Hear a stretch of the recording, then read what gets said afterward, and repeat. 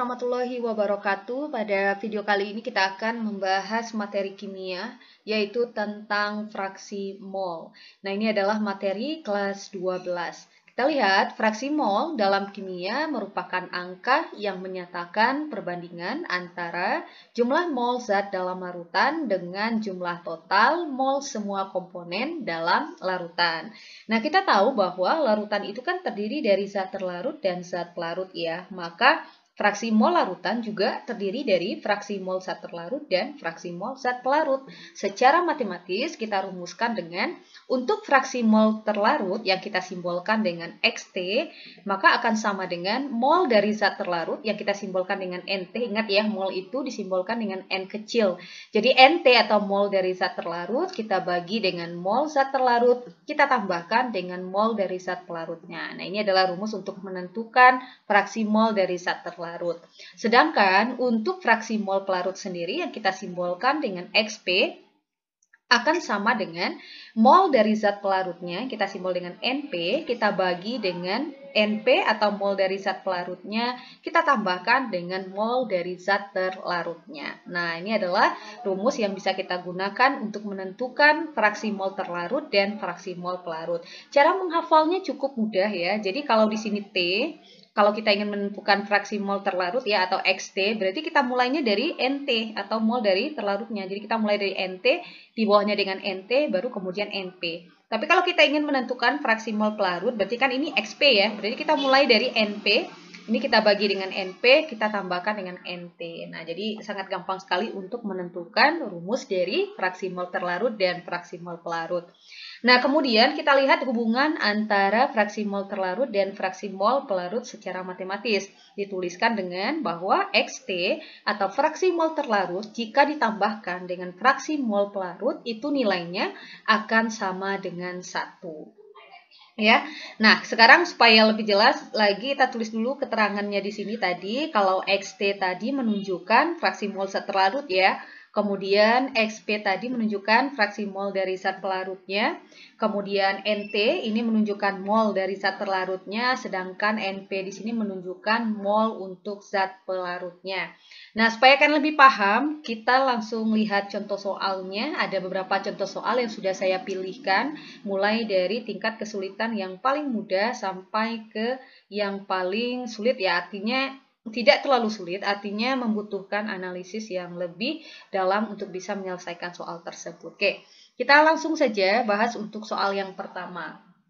Tentukan fraksi mol zat terlarut dan zat pelarut jika ke dalam 90 gram dilarutkan 15 gram asam cuka. Nah, ini adalah rumus kimia dari asam cuka ya, CH3COOH.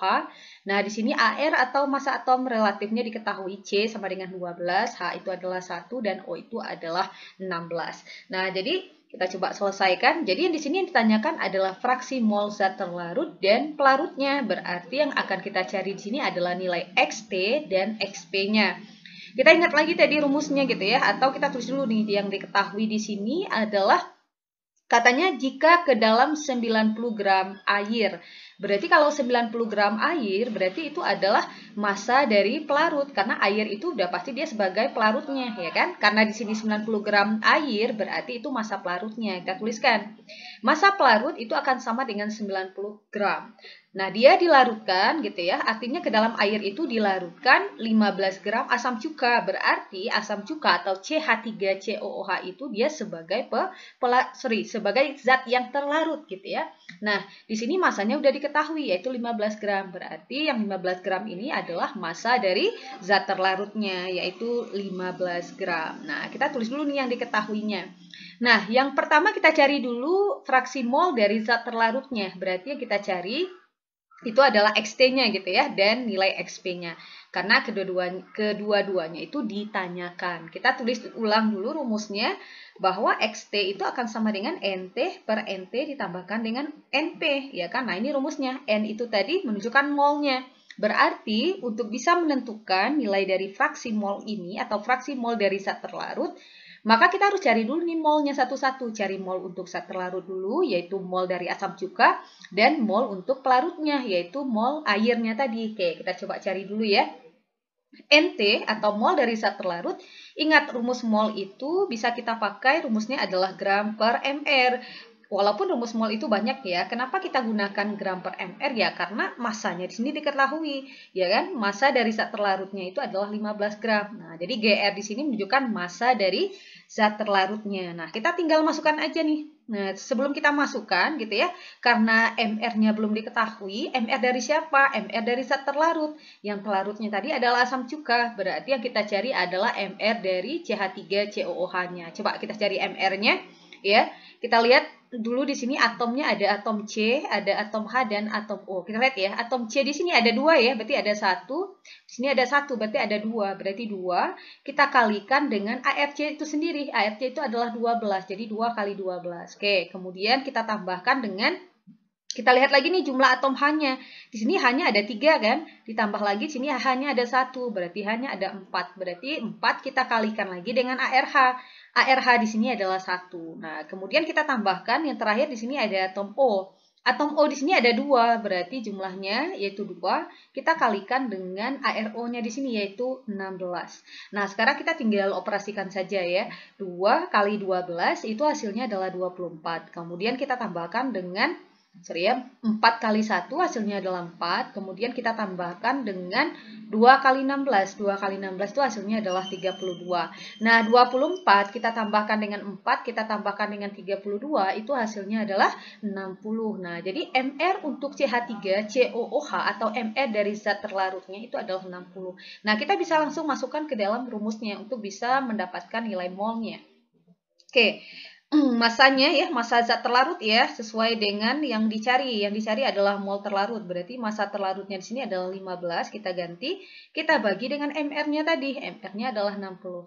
15 kita bagi 60, itu hasilnya adalah 0,25 mol. Jadi kita dapatkan mol untuk zat terlarut atau mol dari asam cuka itu adalah 0,25 mol. Nah, sekarang kita cari lagi mol untuk zat pelarutnya ya, mol untuk pelarutnya. Nah, rumusnya juga sama, gram per mr. Nah, gram ya, gram per mr. Nah, karena pelarutnya di sini adalah air, air itu kan rumus molekulnya atau rumus kimia maksudnya ya, rumus kimianya itu kan adalah H2O.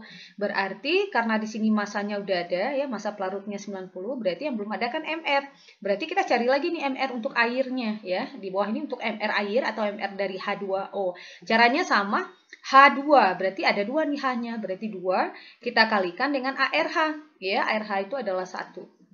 Kemudian kita tambahkan dengan, nah di sini kan ada O ya, O-nya ada 1, berarti 1 kita kalikan dengan 16. Nah, masih bagi kalian yang masih bingung bagaimana cara menentukan MR ya, jadi MR itu, cara menentukan MR itu adalah cari jumlah masing-masing atom, kemudian kalikan dengan AR-nya, kemudian ditambahkan dengan jumlah atom yang dikalikan, jumlah atom ya yang dikalikan dengan AR untuk unsur-unsur yang lainnya. Nah, kita udah pernah bahas ya pada video sebelumnya, kalian bisa cek di deskripsi di bawah. Nah, 2 kali 1 itu kan hasilnya adalah 2. Kemudian kita tambahkan dengan 1 kali 16, itu adalah 16. Maka 2 ditambah 16 itu hasilnya adalah 18. Nah, kita tinggal ganti aja. Di sini kan massa airnya atau massa pelarutnya 90 kan, berarti masukkan 90, kita bagi dengan MR air tadi, yaitu 18. Nah, 90 kalau kita bagi dengan 18, itu hasilnya adalah 5 mol. Sehingga kita dapatkan fraksi mol zat terlarut, mol untuk zat terlarutnya adalah 0,25 mol, dan mol untuk pelarutnya adalah 5 mol. Nah, kita tinggal masukkan aja nih ke dalam rumus fraksi molnya. Ya, kita masukkan. NT-nya tadi adalah 0,25, kita bagi dengan sama ya, NT-nya sini juga 0,25, kita tambahkan dengan NP-nya. NP-nya sini adalah 5. Nah, kalian tinggal selesaikan aja. 0,25 tetap ya di atas, kita bagi dengan 0,25, kita tambah 5, itu hasilnya adalah 5,25. Nah, 5,25 gitu ya. Nah, kalau kita bagi, itu kita dapatkan nilainya adalah 0,05. Sebenarnya ini adalah bentuk pembulatan ya, 0,05. Jadi kalau kalian tekan kalkulatornya, nanti akan ketemu 0,047 sekian-sekian. Jadi saya bulatkan menjadi 0,05. Nah, sehingga kita dapatkan fraksi mol untuk zat terlarutnya itu adalah 0,05. Ingat ya, fraksi mol itu dia tidak memiliki satuan. Kenapa? Karena sesuai dengan definisinya tadi atau artinya tadi bahwa fraksi mol itu hanya atau merupakan angka yang menyatakan perbandingan antara jumlah mol zat dalam larutan dengan jumlah total mol semua komponen dalam larutan. Jadi dia nggak punya satuan. Nah, kemudian karena di sini yang ditanyakan adalah fraksi mol terlarut dan pelarut, berarti kita cari juga nih untuk XP-nya. XP-nya, nah sebenarnya kalian bisa gunakan hubungan tadi ya, tapi kita coba juga pakai rumus ya. Nanti kita buktikan apakah hasilnya sama atau tidak. Oke, XP tadi rumusnya adalah NP, kita bagi dengan NP, ditambahkan dengan NT. Nah, kita masukkan dulu nih nilainya. NP tadi ada 5 ya, 5 mol, kita bagi dengan, oke, NP di sini juga 5, tambahkan dengan NT. NT di sini adalah 0,25, maka kita dapatkan 5 dibagi dengan, nah ini kita tambahkan 5 ditambah 0,25, hasilnya adalah 5,25. Nah 5 kalau kita bagi dengan 5,25 itu kita dapatkan hasilnya adalah 0,95. Nah jadi kita dapatkan fraksi mol zat terlarutnya 0,05 dan fraksi mol pelarutnya adalah 0,95. Nah, sebenarnya sahabat excellent, kalau kita menggunakan rumus ini kan mungkin terlalu panjang gitu ya. Kalian bisa menyingkat penyelesaiannya dengan atau mencari nilai XP ya yang lebih singkat dengan menggunakan hubungan tadi. Ya, hubungan yang mana? Coba kita cek. Katanya XT kalau ditambah XP kan nilainya adalah 1. Nah, di sini XT itu kan udah dapat tadi ya 0,05. Nah, 0,05 kita masukkan ya, ditambah XP sama dengan 1. Maka XP akan sama dengan, nah satunya kita tulis dulu, berarti 0,05-nya pindah ruas ya, karena ini positif kan jadi negatif nih. Nah, jadi 1 dikurang 0,05 itu hasilnya adalah 0,95. Nah, jadi hasilnya sama. Sama ya. Jadi kalau menggunakan persamaan ini hasilnya 0,5, kalau menggunakan rumus XP-nya juga 0,95. Nah, menurut kalian mana yang lebih gampang? Jadi sebenarnya lebih gampang kalau salah satunya sudah diketahui ya untuk menentukan fraksi mol yang lainnya gitu ya. Gunakan aja nih persamaannya, lebih gampang, lebih singkat dan lebih hemat waktu. Oke, gampang ya. Nah, selanjutnya kita lanjutkan lagi ke soal yang kedua. Katanya larutan NaOH mempunyai konsentrasinya 0,5 molal. Tentukan fraksi mol NaOH dan air, di mana ARO 16 dan H itu adalah 1. Nah, perhatikan untuk tipe soal yang kedua. Nah, untuk tipe soal yang kedua yang diketahui bukan dalam bentuk massa dari zat terlarut dan massa pelarutnya lagi ya, tetapi yang diketahui adalah konsentrasi dari larutannya atau molalitas larutannya. Nah, katanya molalitas larutannya itu adalah 0,5 molal. Ingat pada video sebelumnya kita sudah bahas apa itu molalitas gitu ya. Jadi, kalau dalam larutan atau dalam satu larutan itu dia konsentrasinya adalah 0,5 molal. Jadi yang 0,5 molal itu artinya apa? Artinya, kayak ini ya. Artinya adalah 0,5 molal di sini. Artinya dalam 1000 gram air terdapat 0,5 mol NaOH. Misalkan kalau misalnya 0,2 molal misalnya, berarti kita bacanya 0,2 molal artinya dalam 1000 gram air terdapat 0,2 mol NaOH. Nah, maka dari informasi inilah nanti kita bisa menentukan fraksi mol zat terlarut dan fraksi mol dari pelarutnya. Oke, paham ya? Nah, sekarang kita mau cari nilai dari XT dulu. Nah, atau fraksi mol terlarut. Berarti yang terlarut sini kan adalah NaOH nih. Berarti XT sama dengan rumusnya tadi NT per NT ditambahkan dengan NP. Nah, di sini, oke, kita hapus dulu. Nah, di sini NT-nya berapa? NT itu adalah mol dari zat terlarutnya. Nah, mol dari zat terlarutnya udah dapat, yaitu 0,5 mol. Ya kan? Karena tadi artinya apa? 0,5 molal, artinya dalam 1000 gram air terdapat 0,5 mol NaOH. Nah, itu artinya 0,5 molal. Berarti 0,5 mol NaOH berarti udah dalam mol. Berarti kita bisa tuliskan di sini. NT atau mol dari NaOH atau mol dari zat terlarutnya itu adalah 0,5 mol. Nah, sekarang karena ini udah dalam mol, ya kita tinggal masukkan, ya kan? Nah, tugas kita sekarang adalah mencari mol untuk pelarutnya atau mol airnya. Nah, karena di sini dia tidak dalam mol, tapi masih dalam gram, kan 1000 gram gitu ya. 1000 gram air. Berarti kita cari dulu nih NP-nya. Rumusnya sama ya, gram per ml. Gramnya berapa di sini? Gramnya 1000. Kemudian kita bagi dengan MR air. Nah, tadi kan kita udah cari ya di soal pertama bahwa air itu MR-nya adalah 18. Jadi 1000 kalau kita bagi dengan 18 itu hasilnya adalah 55,56 mol. Nah, sehingga kita dapatkan mol zat terlarut dan mol pelarutnya. Nah, sekarang kita tinggal masukkan nih. Mol terlarutnya kan 0,5.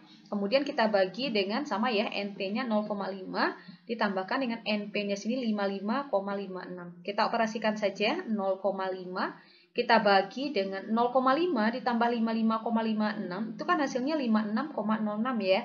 Nah, kalau kita bagi 0,5 dibagi 56,06 itu hasilnya adalah 0,001. Nah, sehingga kita dapatkan fraksi mol untuk zat terlarutnya.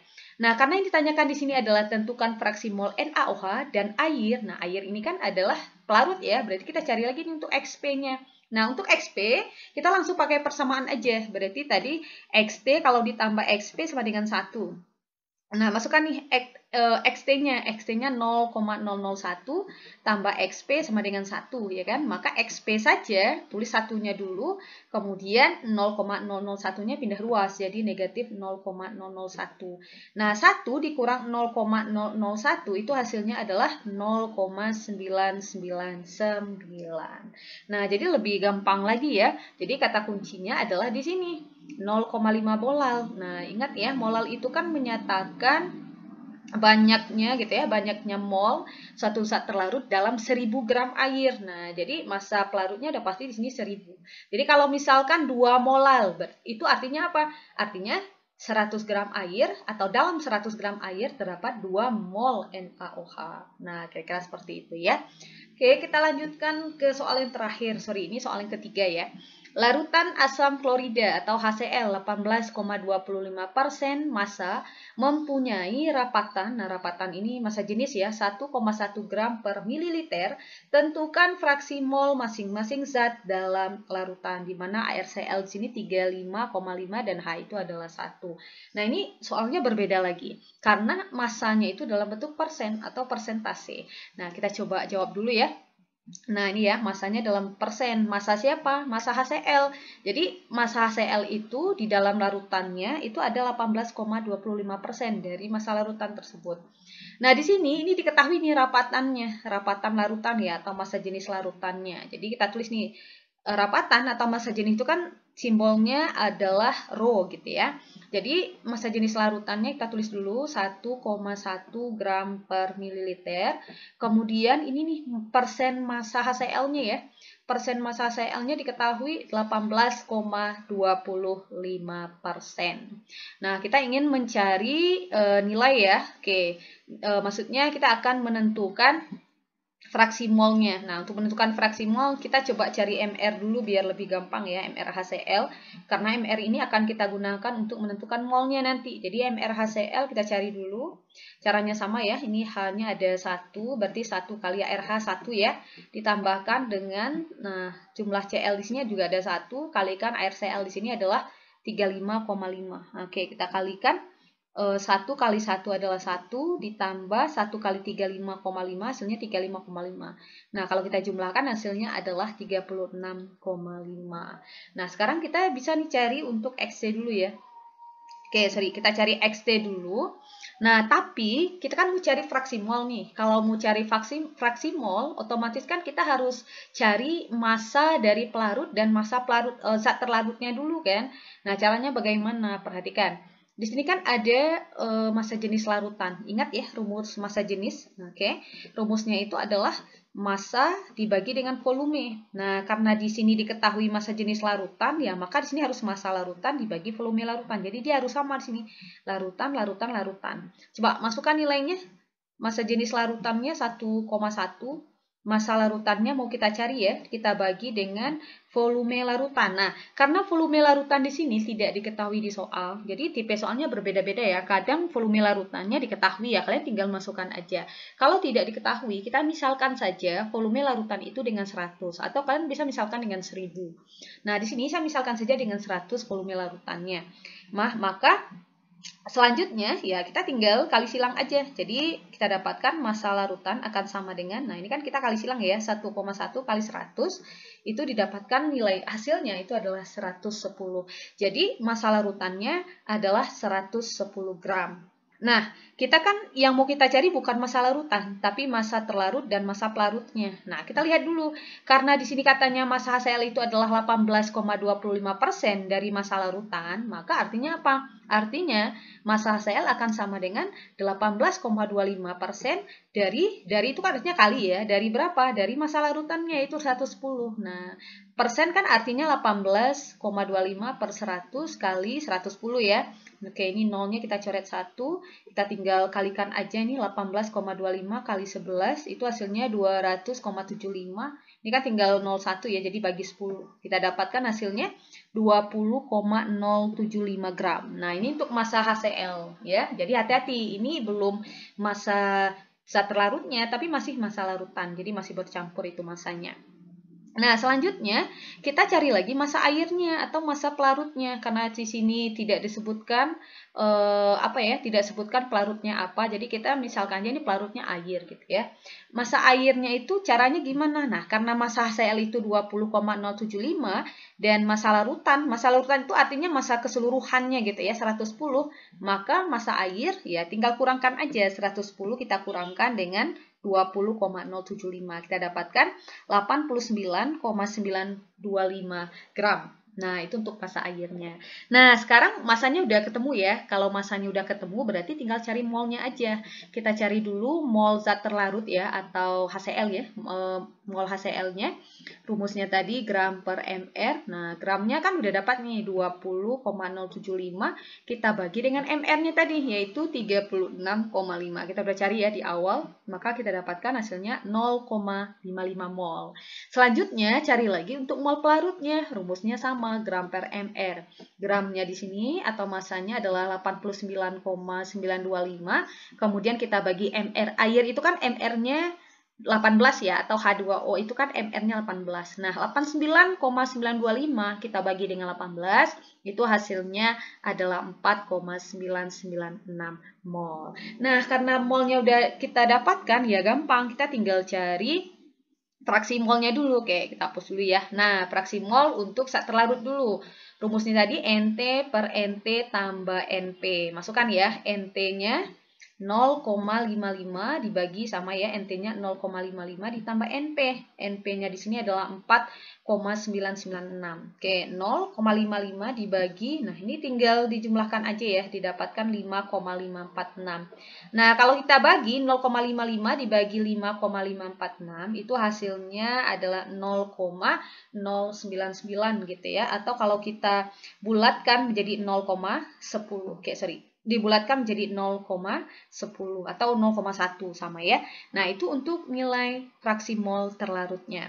Oke. Nah, untuk fraksi mol terlarut ya kita pakai persamaan aja biar lebih gampang. Tadi kan XT tambah XP sama dengan 1 gitu ya. Kita masukkan XT-nya, kita dapatkan 0,1 ya, atau 0,10 ditambah XP sama dengan 1. Maka XP saja, tulis satunya dulu, 0,10-nya pindah ruas atau 0,1 ya. Maka kita dapatkan 1 dikurang 0,1 itu hasilnya adalah 0,9 atau 0,90. Jadi XT-nya adalah 0,1 dan XP-nya adalah 0,9. Nah, jadi itu ada beberapa contoh soal yang mungkin akan kalian temukan ketika mengerjakan soal terkait dengan fraksi mol. Oke, semoga bermanfaat, semoga membantu. Assalamualaikum warahmatullahi wabarakatuh.